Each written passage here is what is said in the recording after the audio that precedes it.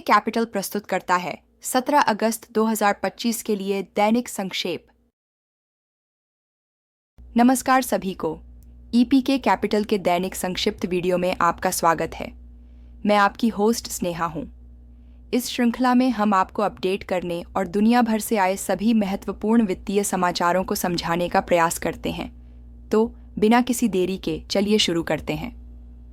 सिर्फ एक त्वरित याद दिलाना कि यह वीडियो केवल शैक्षिक उद्देश्य के लिए है और इसे वित्तीय सलाह के रूप में नहीं लिया जाना चाहिए। आज का वित्तीय विश्व आशावाद में टकराव का अध्ययन था। एक ओर डाउ जोन्स इंडस्ट्रियल एवरेज नई इंट्राडे पीक पर पहुंच गया, जो कुछ कोनों में तेजी की भावना का स्पष्ट संकेत है। दूसरी ओर सतर्कता का व्यापक माहौल था, जिसमें टेक्नोलॉजी स्टॉक्स ने कदम पीछे खींचे और वैश्विक निवेशक आर्थिक संकेतों के जटिल मिश्रण को समझने में लगे हुए हैं।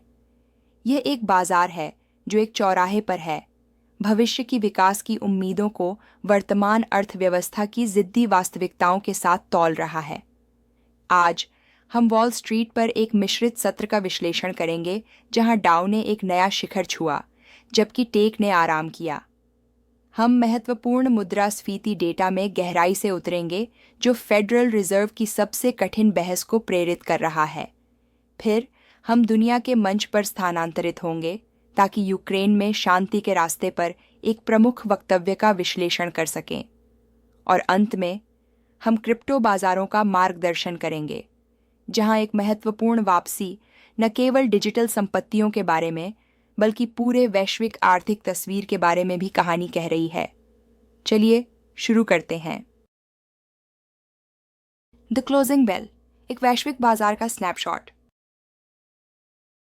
व्यापारिक दिन प्रमुख अमेरिकी सूचकांकों में टूट-फूट के साथ समाप्त हुआ, जिससे संकेत मिलता है कि हाल के हफ्तों की शक्तिशाली रैली सांस लेने के लिए रुक रही है, क्योंकि निवेशक आगे का रास्ता फिर से आंकलन कर रहे हैं। न्यूयॉर्क में सत्र दो बाजारों की कहानी थी। डाउ जोन्स इंडस्ट्रियल एवरेज 44.68 अंक बढ़कर 0.08% की मामूली बढ़त के साथ 4046.12 पर बंद हुआ। उल्लेखनीय है कि ट्रेडिंग के दौरान ब्लू चिप इंडेक्स दिसंबर के बाद पहली बार अपने ऑल टाइम इंट्राडे उच्चतम स्तर पर पहुंच गया, इससे पहले कि वह उन लाभों को कम कर दे जो एकल घटक स्टॉक द्वारा प्रेरित था, जिसे हम बाद में विस्तार से देखेंगे। इसके विपरीत व्यापक बाजार में थकान के संकेत दिखे। मानक S&P 500 100.3% गिरकर 6,848.84 पर बंद हुआ, जो पिछले 3 सत्रों में बनाए गए रिकॉर्ड उच्च से पीछे हट गया। इस बढ़त में ब्रेक उसके समेकन के समय का संकेत है। प्रौद्योगिकी क्षेत्र ने सबसे अधिक दबाव महसूस किया। टेक भारी नैस्डैक कंपोजिट 0.4% गिर गया, जिसकी समाप्ति मूल्य लगभग 21,710 पर स्थिर रहा। यह कमजोरी मुख्य रूप से सेमीकंडक्टर उद्योग के विशिष्ट हेडविंड्स के कारण थी, जो दिन का एक मुख्य विषय को उजागर करती है। बाजार की गतिविधियां एकल, व्यापक भावना के बजाय विशिष्ट, लक्षित कारकों द्वारा संचालित हो रही थीं। सत्र का अधिक करीबी निरीक्षण सतह के नीचे एक महत्वपूर्ण भिन्नता को दर्शाता है। डाउ जोन्स की मजबूती व्यापक बाजार स्वास्थ्य का संकेत नहीं थी, बल्कि यह एक गैर टेक घटक द्वारा प्रेरित थी, जबकि प्रौद्योगिकी केंद्रित नैस्डैक सेक्टर विशिष्ट दबावों के तहत कमजोर पड़ा। यह एक घुमावदार बाजार को दर्शाता है, जहां निवेशक अधिक चयनात्मक हो रहे हैं, व्यापक जोखिम पर आधारित जोखिम की तुलना में विशिष्ट कथानकों को प्राथमिकता दे रहे हैं। एक्रोनिम यूरोपीय बाजारों ने भी मिश्रित तस्वीर के साथ बंद किया, जो यूएनएस की सतर्कता के संकेत थे। यूनाइटेड किंगडम में FTSE 100 गिरकर 900 पर बंद हुआ, जो व्यापक वैश्विक समेकन का हिस्सा था। जर्मनी का डैक्स हालांकि अधिक लचीलापन दिखाते हुए दिन के लिए मामूली लाभ के साथ बंद हुआ। इसी बीच फ्रांस का CAC 40 एक उल्लेखनीय बेहतर प्रदर्शन करता था, जिसने 0.54% का मजबूत लाभ दर्ज किया और 7,817 पर बंद हुआ। एशिया में ट्रेडिंग क्षेत्रीय आर्थिक आंकड़ों से भारी प्रभावित हुई। जापान का निक्केई 225 मजबूत प्रदर्शन जारी रखते हुए 43,368 पर बंद हुआ। हांगकांग में बाजार ने मुख्य भूमि से खबरों पर सीधे प्रतिक्रिया दी। हैंग सेंग सूचकांक 0.98% गिरकर 25,270.7 पर आ गया, जो कि चीन से जारी कमजोर से उम्मीद आर्थिक आंकड़ों से स्पष्ट रूप से जुड़ा हुआ है। यह हांगकांग बाजार की मुख्य भूमि अर्थव्यवस्था की सेहत के प्रति उच्च संवेदनशीलता को दर्शाता है। इसके विपरीत भारतीय बाजारों ने नए निवेशक विश्वास को दिखाया। बीएसई सेंसेक्स और निफ्टी फचा दोनों ने अपनी हाल की गिरावट की लकीर तोड़ी। सेंसेक्स 759 अंक बढ़कर 80,567.6 पर पहुंच गया, जो कि 0.92% की बढ़ोतरी है, जबकि निफ्टी 50 260 अंक या 1.10% बढ़कर 24,641 पर बंद हुआ। आर्थिक इंजन, मुद्रास्फीति, विकास और फेड का अगला कदम। इस सप्ताह बाजार की धारणा का मुख्य चालक मैक्रो इकोनॉमिक डेटा का प्रवाह रहा है, विशेष रूप से महंगाई पर नवीनतम पड़ाव, जो अमेरिकी फेडरल रिजर्व में एक कठिन बातचीत को मजबूर कर रहे हैं। जुलाई उपभोक्ता मूल्य सूचकांक सीपीआई रिपोर्ट, जो 12 अगस्त को जारी की गई, नीति निर्माताओं के लिए एक सूक्ष्म और चुनौतीपूर्ण तस्वीर प्रस्तुत करती है। सतह पर प्रमुख मुद्रास्फीति स्थिर दिखाई दी, साल दर साल 2.7% पर स्थिर रही। इस आंकड़े में ऊर्जा कीमतों में 1.5% की वार्षिक गिरावट का महत्वपूर्ण योगदान था। महीने दर महीने आधार पर मुख्य सूचकांक में 0.2% की मामूली वृद्धि हुई। हालांकि बाजार और फेडरल रिजर्व के लिए असली कहानी कोर मुद्रास्फीति के आंकड़ों में छिपी है। कोर सीपीआई, जो अस्थिर खाद्य और ऊर्जा कीमतों को हटा देता है ताकि अंतर्निहित रुझानों का स्पष्ट दृश्य मिले, साल दर साल 3.1% तक तेजी से बढ़ गया है। यह फरवरी के बाद का सबसे उच्च स्तर है और स्थायी, चिपकी मुद्रास्फीति का संकेत है, जो केंद्रीय बैंक की नीति को जटिल बनाता है। मासिक कोर सीपीआई पढ़ाई भी 0.32% की तेज वृद्धि के साथ बढ़ी है, जो इस प्रवृत्ति को और भी मजबूत करती है। इस गतिशीलता ने बाजारों के लिए अच्छी खबर बुरी खबर है विरोधाभास को फिर से जीवित कर दिया है। सूचकांक मुद्रास्फीति संख्या के प्रतीत होने वाले सौम्य शीर्षक पर प्रारंभिक सकारात्मक प्रतिक्रिया एक सतही थी। एक गहरी विश्लेषण से पता चलता है कि रिपोर्ट का विवरण, विशेष रूप से कोर मुद्रास्फीति में तेजी, वास्तव में उस दर कट की कथा के लिए नकारात्मक है जिसने हाल की बाजार रैली को प्रेरित किया है। फेडरल रिजर्व का दायित्व मूल्य स्थिरता है और कोर मुद्रास्फीति अंतर्निहित मूल्य दबावों का श्रेष्ठ संकेतक है। बढ़ती हुई कोर मुद्रास्फीति फेड के लिए दलील देना अत्यंत कठिन बना देती है कि बाजार पहले ही इस पर मूल्य निर्धारण कर चुका है, वह दयालु नीति में बदलाव करे। यह शेयर मूल्यांकन के लिए एक नाजुक आधार बनाता है, जिससे केंद्रीय बैंक को इस वास्तविकता का सामना करने पर निराशा और अस्थिरता की संभावना बनती है। यह मुद्रास्फीति डेटा सीधे फेडरल रिजर्व की नीति के संकट में डाल देता है। बाजार की हाल की मजबूती इस उम्मीद पर टिकी है कि फेड जल्द ही ब्याज दरों में कटौती शुरू करेगा। हालांकि मुख्य मुद्रास्फीति में चिपचिपाहट ऐसी चाल को समस्या बनाती है। यह तनाव federal open market committee (FOMC) के भीतर भी परिलक्षित होता है। हाल ही में एक भाषण में फेड गवर्नर मिशेल बोमन ने खुलासा किया कि उन्होंने अंतिम बैठक में असहमति जताई थी, जिसमें उन्होंने कहा कि एक दर में कटौती आवश्यक है ताकि कमजोर हो रहे श्रम बाजार के खिलाफ सक्रिय रूप से हेज किया जा सके।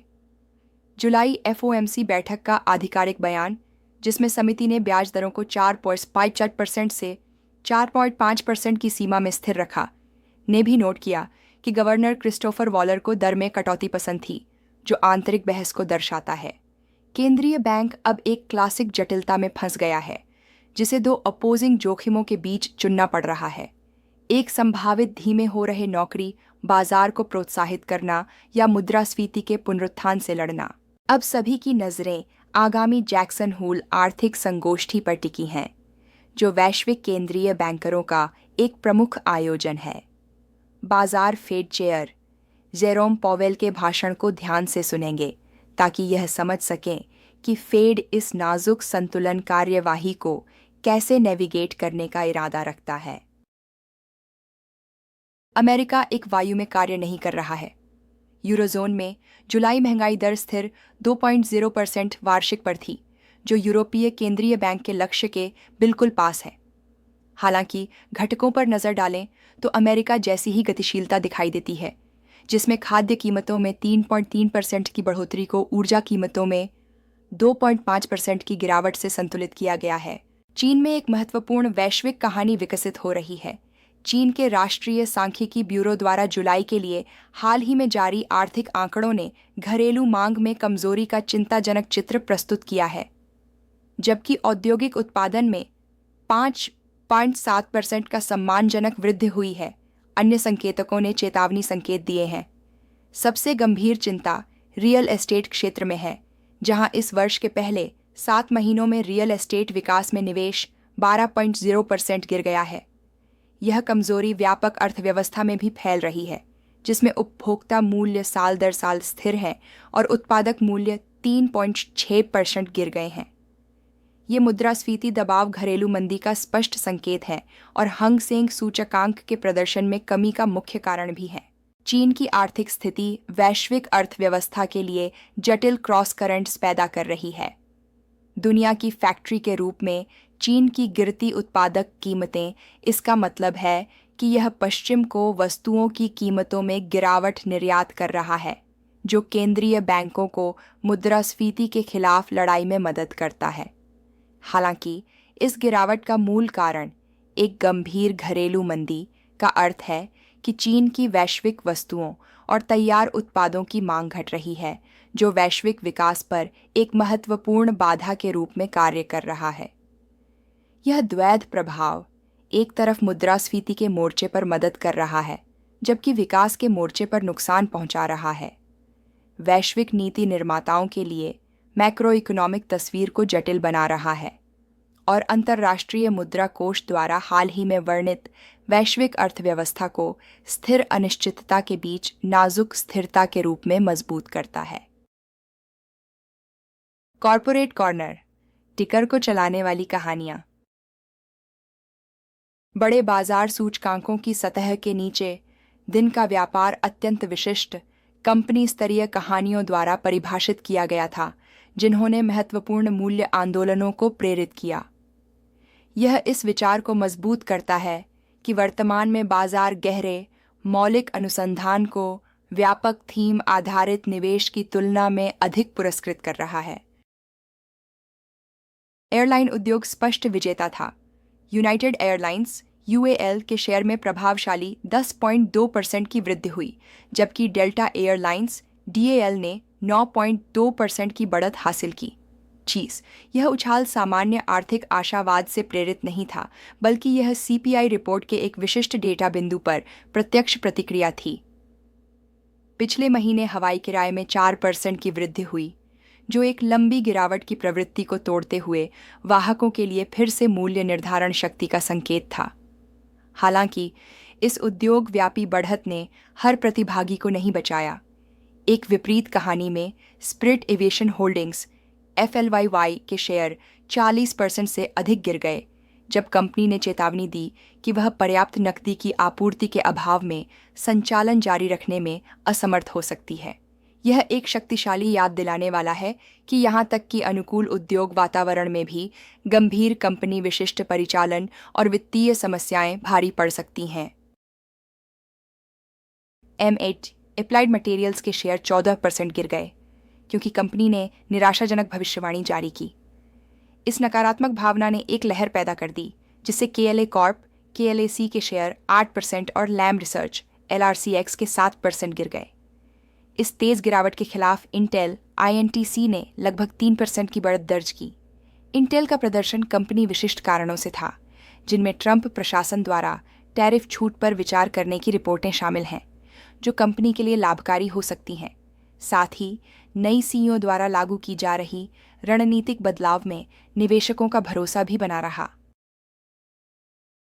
सेमीकंडक्टर में कमजोरी के बावजूद मेगा कैप टेक्नोलॉजी स्टॉक्स ने व्यापक मजबूती दिखाई, जिससे S&P 500 का समर्थन हुआ।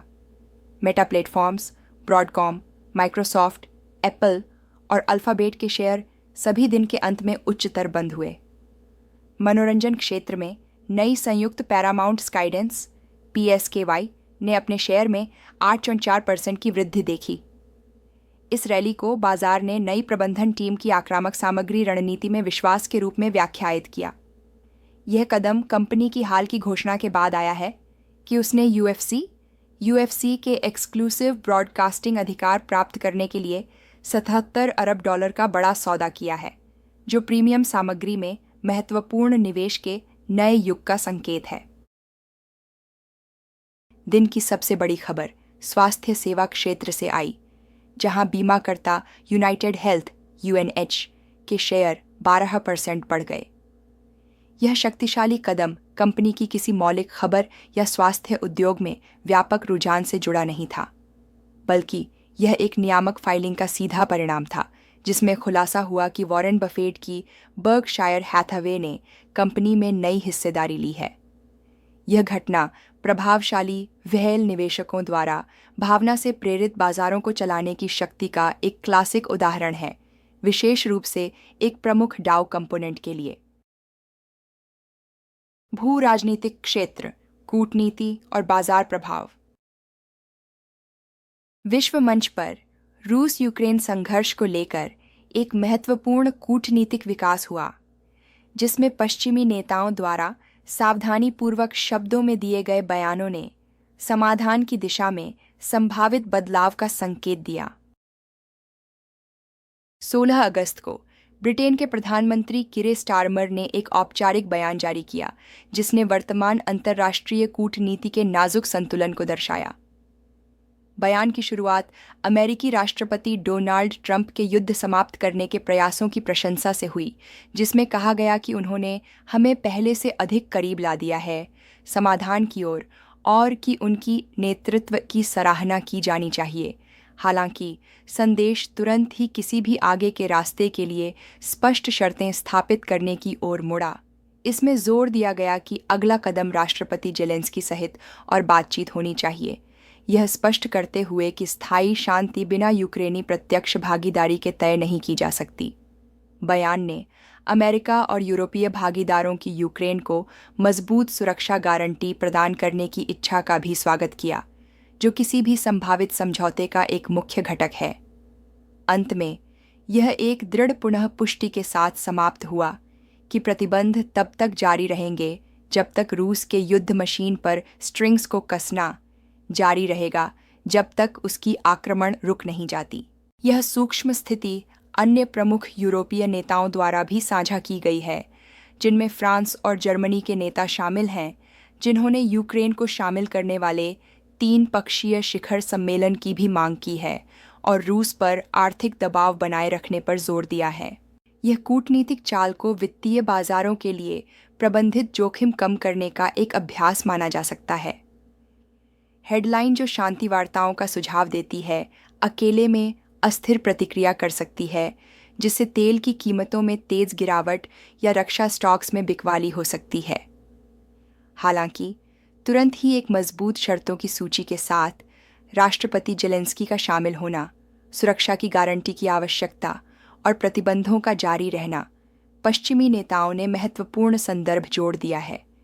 यह बाजार को संकेत देता है कि कोई भी समाधान धीमा, सोच समझकर और यूक्रेन और उसके सहयोगियों द्वारा स्वीकार्य शर्तों पर ही होगा। यह संभावित दीर्घकालिक सकारात्मक परिणाम की संभावना को दर्शाता है, बिना उस अस्थिरता के जो परिकल्पित आत्मसमर्पण या संघर्ष का अचानक अव्यवस्थित अंत होने से उत्पन्न हो सकती है। बाजारों के लिए यह एक सतर्क आशावाद का संदेश है, न कि तत्काल समाधान का, जो भावना के लिए एक आधार प्रदान करता है और जल्दबाजी में अधिक प्रतिक्रिया से रोकता है। क्रिप्टो सीमा, एक पीछे हटना और एक नियामक सूर्योदय। क्रिप्टो करेंसी बाजार वर्तमान में एक दिलचस्प और महत्वपूर्ण क्षण का अनुभव कर रहा है, जिसे 2 शक्तिशाली और परस्पर विरोधी कथाएं एक साथ विकसित होते हुए परिभाषित कर रही हैं। अल्पकालिक में क्रिप्टो बाजार पारंपरिक जोखिम संपत्तियों के साथ तालमेल में कारोबार कर रहा है। बिटकॉइन (BTC) अपने हाल के सर्वकालिक उच्च स्तर से, जो कि लगभग $130,000 था, वापस आकर वर्तमान में लगभग $113,000 पर है। कॉइनडेस्क बिटकॉइन मूल्य सूचकांक ने पिछली सत्र में 116,173 पर बंद किया। इसी तरह इथेरियम ETH भी अपने हाल के उच्च स्तर के करीब $4,800 से गिरकर लगभग 4,110 से 4,143 के बीच आ गया है। ये वापसी खाली जगह में नहीं हो रही है, ये सीधे मैक्रो इकोनॉमिक चर्चा से जुड़ी है। निकट भविष्य में फेडरल रिजर्व की ब्याज दर में कटौती की संभावना कम होने का कारण स्थिर कोर मुद्रास्फीति डेटा है, जिसने निवेशकों की उच्च जोखिम दीर्घकालिक संपत्तियों के प्रति रुचि को कम कर दिया है और क्रिप्टो करेंसी वर्तमान में इस परिसंपत्ति वर्ग का आदर्श उदाहरण बन गई है। यह ठंडा मनोभाव पूंजी प्रवाह में भी दिखाई दे रहा है, जिसमें हाल ही में अमेरिकी स्पॉट एथेरियम ETF ने 9.4 मिलियन का शुद्ध बहिर्वाह देखा है, जो हाल की प्रवाह की श्रृंखला को तोड़ रहा है। बावजूद कीमत में गिरावट के उद्योग के मुख्यधारा वित्त की ओर बढ़ने के संकेत जारी हैं। क्रिप्टो करेंसी एक्सचेंज जेमिनी ने नास्डैक पर जेमी टिक्कर प्रतीक के तहत एक प्रारंभिक सार्वजनिक प्रस्ताव IPO के लिए गोपनीय रूप से आवेदन किया है, जिसमें गोल्डमैन सैक्स और मॉर्गन स्टैनली जैसी प्रमुख निवेश बैंकों को इस सौदे के लीड बुकरनर के रूप में चुना गया है। जबकि अल्पकालिक मूल्य कार्रवाई मैक्रो तरलता द्वारा निर्धारित की जाती है, एक बहुत अधिक महत्वपूर्ण दीर्घकालिक संरचनात्मक परिवर्तन प्रक्रिया में है। संयुक्त राज्य अमेरिका सक्रिय रूप से डिजिटल संपत्ति उद्योग के लिए एक व्यापक नियामक आधार का निर्माण कर रहा है, जो 2 मुख्य स्तंभों पर आधारित है। पहला स्तंभ है जीनियस अधिनियम, जिसे हाल ही में राष्ट्रपति ट्रंप द्वारा कानून में हस्ताक्षरित किया गया है। यह ऐतिहासिक विधायिका स्थिर सिक्कों के लिए पहली बार एक व्यापक संघीय नियामक ढांचा बनाती है। इसकी मुख्य प्रावधान इस महत्वपूर्ण क्रिप्टो पारिस्थितिकी तंत्र के इस कोने में विश्वास और सुरक्षा बनाने के लिए डिजाइन किए गए हैं। अधिनियम यह अनिवार्य करता है कि स्थिर सिक्का जारीकर्ता अपनी संधियों का 100% उच्च गुणवत्ता वाली तरल संपत्तियों जैसे नकदी या अल्पकालिक अमेरिकी ट्रेजरी प्रतिभूतियों में रखें, जिससे हर स्थिर सिक्के के लिए 1 समर्थन सुनिश्चित हो सके। यह इन संधियों का नियमित सार्वजनिक ऑडिट और प्रकटीकरण भी आवश्यक बनाता है और महत्वपूर्ण उपभोक्ता सुरक्षा स्थापित करता है, जिससे स्थिर सिक्का धारकों को दिवालियापन की स्थिति में अन्य ऋणदाताओं पर प्राथमिकता मिलती है। अधिनियम का उद्देश्य अमेरिका को डिजिटल संपत्तियों में एक नेता बनाना है, जिम्मेदार नवाचार के लिए आवश्यक नियामक स्पष्टता प्रदान करके। SEC securities and exchange commission की नई घोषणा प्रोजेक्ट क्रिप्टो है। यह भविष्य दृष्टि वाली पहल, जिसे SEC चेयर पॉल एटकिंस ने नेतृत्व किया है, मौजूदा प्रतिभूति कानूनों को आधुनिक बनाने का लक्ष्य रखती है, ताकि अमेरिका के वित्तीय बाजारों को ऑन चेन गति मिल सके। इस परियोजना के कई मुख्य उद्देश्य हैं। बाजार प्रतिभागियों को यह तय करने में मदद करने के लिए स्पष्ट नियम बनाना कि क्या कोई विशिष्ट क्रिप्टो संपत्ति एक प्रतिभूति है। संयुक्त राज्य अमेरिका में नए टोकन लॉन्च के लिए एक सुरक्षित और कार्यक्षम ढांचा स्थापित करना और नवाचार छूट प्रदान करना, जो नए प्रौद्योगिकियों और व्यवसाय मॉडल को बाजार में लाने की अनुमति देगा, बिना अत्यधिक विनियमों के दमन के, जो किसी अलग युग के लिए डिज़ाइन किए गए हैं। ये घटनाओं का संयोग क्रिप्टो बाजार में एक महान द्विभाजन पैदा कर रहा है। अल्पकालिक में इसकी कीमत की गतिविधि पारंपरिक वित्त के साथ अधिक संबंधित हो रही है, जो एक सट्टा तकनीकी स्टॉक की तरह व्यवहार कर रही है, जो फेडरल रिजर्व की नीति और मैक्रो तरलता स्थितियों के प्रति अत्यधिक संवेदनशील है। उसी समय इसकी दीर्घकालिक आधारभूत संरचना को कानून द्वारा पुनर्निर्मित किया जा रहा है, ताकि यह अधिक सुरक्षित, अधिक पारदर्शी हो और संस्थागत ग्रेड पूंजी के लिए तैयार हो। जो निवेशक केवल दैनिक मूल्य चार्ट देखते हैं, वे एक अस्थिर जोखिम पर संपत्ति देखते हैं। जो निवेशक केवल नियामक समाचार देखते हैं, वे एक विशाल दीर्घकालिक तेजी का उत्प्रेरक देखते हैं। सबसे पूर्ण दृष्टिकोण दोनों वास्तविकताओं को एक साथ मान्यता देता है।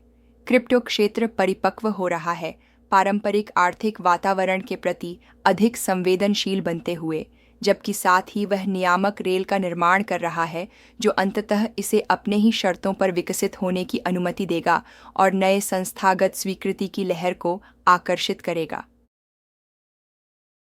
निष्कर्ष, दिन का संश्लेषण और आगे की योजना। तो आज हमने क्या सीखा? सबसे पहले कि शेयर बाजार विशिष्ट कहानियों पर चल रहा है, न कि केवल व्यापक भावना पर। एक सूचकांक में रिकॉर्ड उच्चता को दूसरे में कमजोरी से संतुलित किया जा रहा है। यह एक चयनात्मक वातावरण है जो व्यक्तिगत कंपनी के उत्प्रेरकों की गहरी समझ को पुरस्कृत करता है। दूसरे, कि स्थिर कोर मुद्रास्फीति मुख्य आर्थिक संख्या है जिसे देखना जरूरी है। यह फेडरल रिजर्व के लिए एक बड़ा दुविधा पैदा कर रहा है, जिसे बाजार ने उम्मीद की थी कि वह उदारवादी रुख अपनाएगा, जिससे संभावित नीति निराशा का मंच तैयार हो रहा है। तीसरे, कि वैश्विक कूटनीति अपेक्षाओं का प्रबंधन करने का एक नाजुक नृत्य है। यूक्रेन पर सावधानीपूर्वक रचित वक्तव्य शांति की खोज करने के लिए हैं, बिना अत्यधिक बाजार अस्थिरता पैदा किए। और अंत में, कि क्रिप्टो बाजार दो जीवन जी रहा है। मौजूदा समय में मैक्रो डेटा के जवाब में तकनीकी स्टॉक की तरह ट्रेड कर रहा है, जबकि साथ ही अपने भविष्य के लिए संस्थागत ग्रेड नियामक आधारशिला का निर्माण कर रहा है। हमें उम्मीद है कि यह वीडियो जानकारीपूर्ण था। यदि आपको ऐसा लगता है तो कृपया वीडियो को लाइक और शेयर करें। साथ ही ऐसी शानदार दैनिक सामग्री के लिए हमारे चैनल को सब्सक्राइब करें। अधिक जानकारी या अपनी व्यक्तिगत वित्तीय सलाह के लिए कृपया विवरण में दिए गए संपर्क विवरण पर हमसे जुड़ें। मैं आपको अगले वीडियो में मिलूंगा। देखने के लिए धन्यवाद।